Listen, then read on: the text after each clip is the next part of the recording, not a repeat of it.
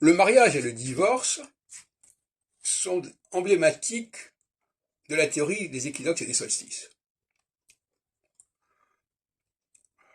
Le solstice favorise le mariage, c'est-à-dire que favorise le rapprochement entre ce qui est différent et une certaine confusion entre les deux.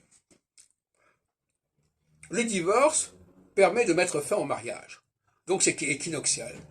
Autrement dit, on divorce en période équinoxiale et on se marie en période solsticiale, si on veut. Et dans tous les domaines, c'est pareil. On se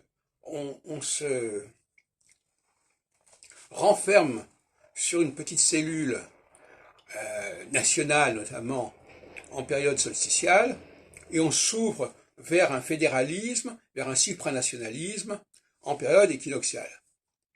Mais en réalité, il faut bien comprendre que l'équinoxe précède le solstice. C'est-à-dire qu'on est d'abord dans un état où il n'y a pas de frontières, et on passe à un état où il y a des frontières. Et après, on repasse à un état où il n'y a pas de frontières. Mais l'état de non-frontières est essentiel. Or, on se trouve aujourd'hui dans une civilisation où les frontières jouent un rôle beaucoup plus important que la réalité sous-jacente, si vous voulez. Quand on veut abolir les frontières, alors là, il y a des résistances considérables. Le mariage, on le disait tout à l'heure, crée des liens, crée des frontières, parce que quand on se marie, il y a une frontière qui se constitue, il y a des limites qui se constituent. Le divorce libère de ces contraintes. Donc l'équinoxe est libérateur, mais en même temps, il nous renvoie à des réalités fondamentales et incontournables. C'est ça le problème. Alors que, paradoxalement, le mariage est contraignant, mais en même temps, on peut se marier, on peut ne pas se marier, etc. Bon. Donc, il y a là un dilemme assez complexe à résoudre, qui renvoie d'ailleurs aux ambiguïtés de la gauche et de la droite.